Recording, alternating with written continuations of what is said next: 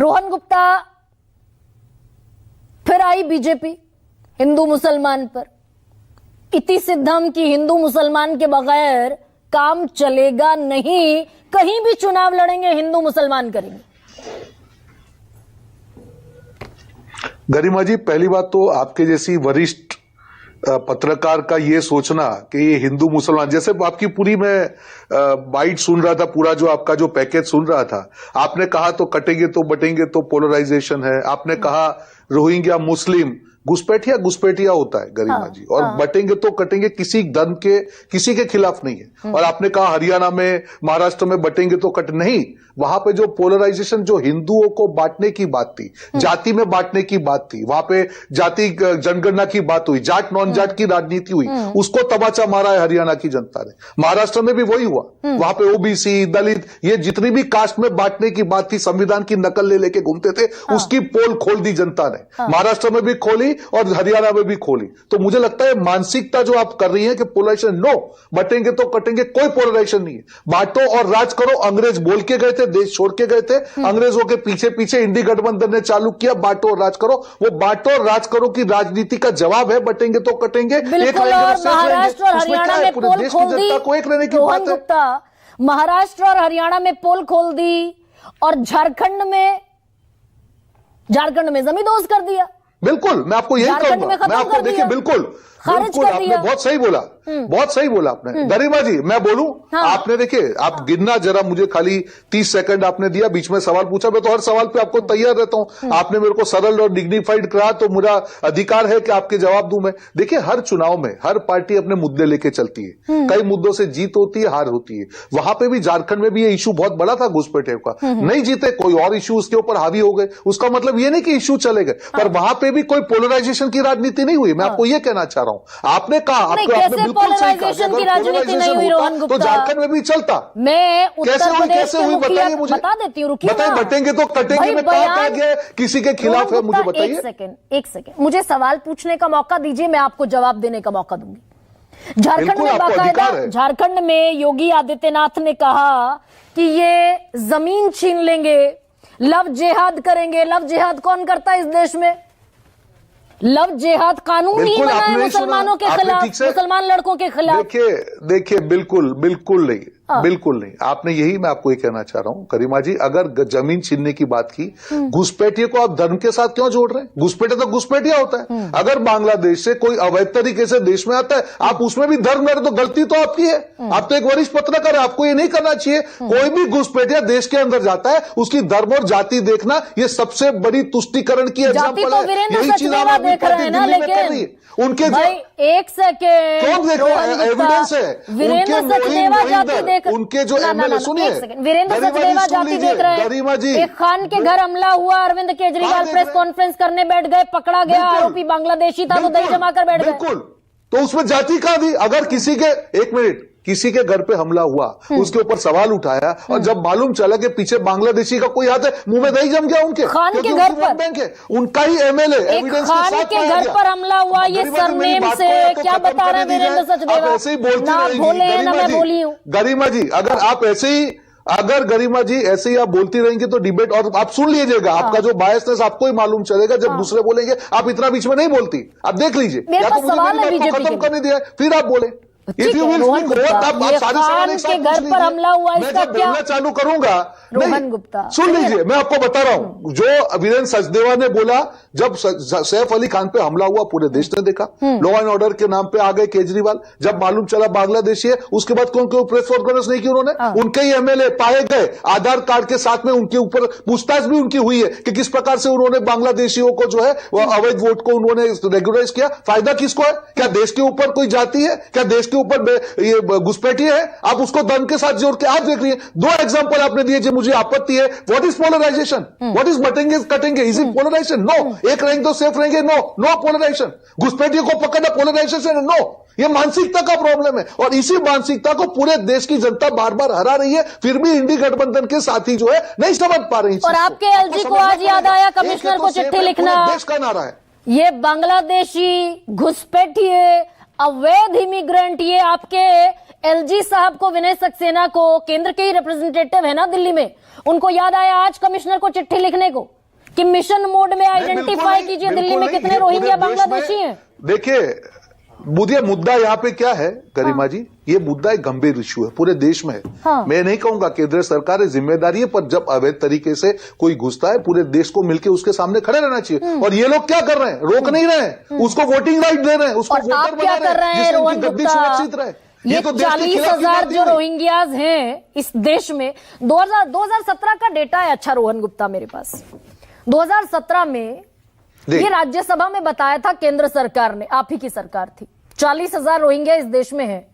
उसके बाद का कोई व्हाइट पेपर दिखा दे मुझे, रोहन गुप्ता दिखा दे, केंद्र सरकार बता दे कितने वापस भेज दिए बांग्लादेशियों रोहिंग्याओं को।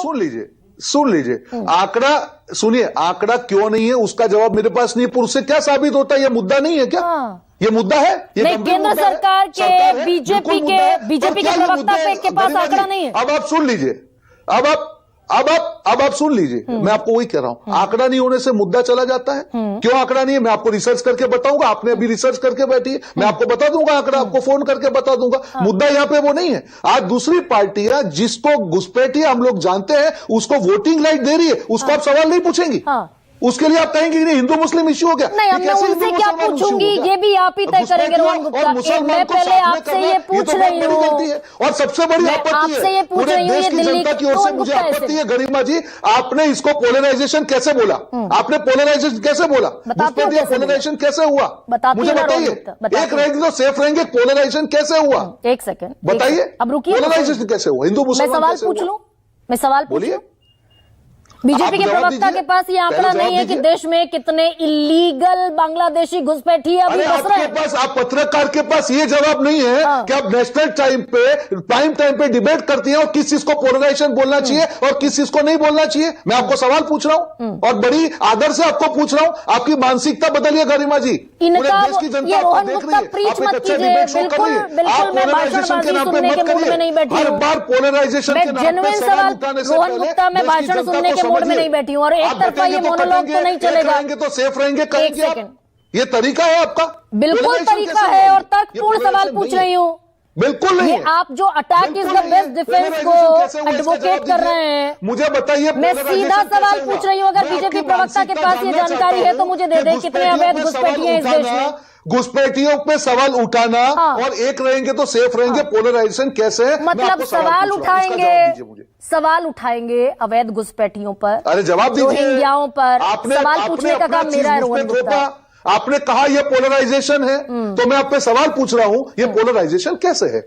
अवैध घुसपैठियों पर सवाल उठाएंगे और आंकड़ा नहीं बताएंगे, किसी को नहीं पता। अरे मैं तो आंकड़ा बोल रहा हूं ना, आप बताइए पोलराइजेशन कैसे? बताइए अवैध घुसपैठिए कितने इस देश में? मुझे एक चीज बताइए, क्या योगी जी ने घुसपैठियों का मामला पोलराइजेशन कैसे हुआ? इसका जवाब है आपके पास?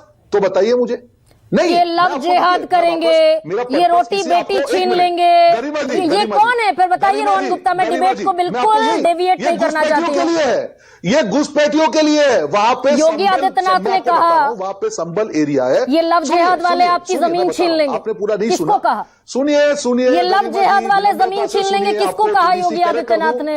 आपको करेक्ट कर दूं, आपको ध्यान नहीं है, मैं आपको करेक्ट कर दूं। वहां पे संबल एक एरिया है, वहां पे घुसपैठी आए हैं और वहां पे जो हमारे आदिवासी भाई बहन है उनकी बेटियों से शादी करके उनकी जायदाद भी गिफ्ट डीड के माध्यम से अपने नाम पे उन्होंने की है। ये पूरा केस वहां पे है। और सुनिए, अब वापस गोल पोस्ट मत चेंज करिए ना गरिमा जी। अरे भाई आप जगह गलत बताएंगे, मैं फैक्ट चेक करूंगी ना। देश की जनता देख रही है, मैं आपको जवाब दे रहा हूं, गोल पोस्ट बदल रही है, या तो जवाब सुन लीजिए।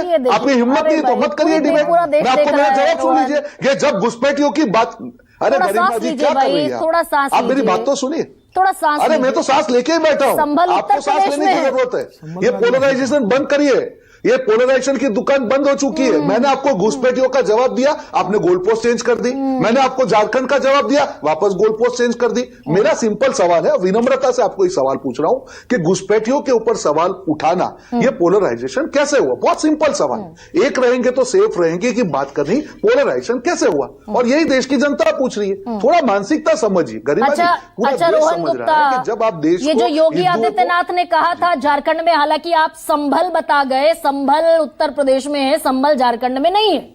ये फैक्ट चेक कर लीजिए पहले तो। और दूसरी चीज मैं ये कह रही हूं, योगी आदित्यनाथ ने जब झारखंड में कहा, अब रुकिए ना, योगी आदित्यनाथ ने झारखंड में कहा ये लव जिहाद वाले आपकी जमीन छीन लेंगे। किसको कहा योगी आदित्यनाथ? अपने आपको करेक्ट कर दूं, सल्तान, संताल, किसको कहा योगी आदित्यनाथ? गलती से संभल बोल गया, संताल। अब बोलिए। हाँ ठीक है, अब बोलिए, क्या बोला आपने? कर लिया, दुरुस्त कर लिया, अच्छी बात है। किसको कहा योगी आदित्यनाथ ने लव जिहाद वाले जमीन छीन लेंगे? बिल्कुल। अगर लव जिहाद, आपको मैं आपको वापस जाऊं झारखंड में, वहां पे घुसपैठियों ने आदिवासियों की बेटियों से शादी करके गिफ्ट डीड के माध्यम से उनकी प्रॉपर्टी अपने नाम पे कर ली थी। ऐसे करीब 122 केस वहां पे हाई कोर्ट में दर्ज थे और उसके खिलाफ केजीज ने कहा। आप अपना फैक्ट चेक कर लीजिए, मैं आंकड़ों के साथ आपको बोल रहा हूं। गरिमा जी, मेरी यहाँ पे कोई, मैं आपको गलत डिबेट करने के लिए नहीं, कुछ और बोल रही हूँ भाई, मैं ये पूछ रही हूँ वो इशारा किसकी तरफ था? लव जिहाद तो मुसलमानों की तरफ इशारा है ना। वो घुसपैठियों के लिए है, घुसपैठियों के लिए है वो। तो घुसपैठी है, देश में है, ये किसकी जिम्मेदारी है? का प्रॉब्लम है रोहन गुप्ता, जवाब देंगे नहीं। चेंज कर रही है, आप वापस गोल पोस्ट चेंज कर रही है। गरिमा जी, पूरे देश की जनता देख रही है, ऐसे 2-2 मिनट में गोल पोस्ट चेंज मत करिए और आपकी मानसिकता बदलिए, पोलराइजेशन आपके दिमाग से निकालिए। देश की जनता जानती है ये चीज। घुसपैठियों को पोलराइजेशन बोलना, एक है तो सेफ रहेंगे तो पोलराइजेशन बोलना, ये मानसिकता देश की जनता स्वीकार नहीं करेगी। शांत हो जाइए, सारी डिबेट कीजिए, शांत हो जाइए, की बात करिए, पर ये मानसिकता नहीं चलेगी। बस हो गया रोहन गुप्ता, अब शांत हो जाइए। बिल्कुल शांत हूं मैं, एकदम शांत हूं मैं। आप बिल्कुल मुझे बोलने दीजिए। आप घुसपैठियों को, इस देश में रोहिंग्या बांग्लादेशी कितने हैं 2017 के बाद, इसका कोई ऑफिशियल डेटा नहीं है और ये बीजेपी प्रवक्ता के पास जानकारी नहीं है। मैं आपको दे दूंगा आंकड़े। रोहन गुप्ता की जरा आवाज डाउन कीजिए, मैं दे दूंगा आंकड़े। आवाज नीचे कीजिए रोहन गुप्ता की। ऑफिशियल डेटा नहीं है इसका 2017 के बाद।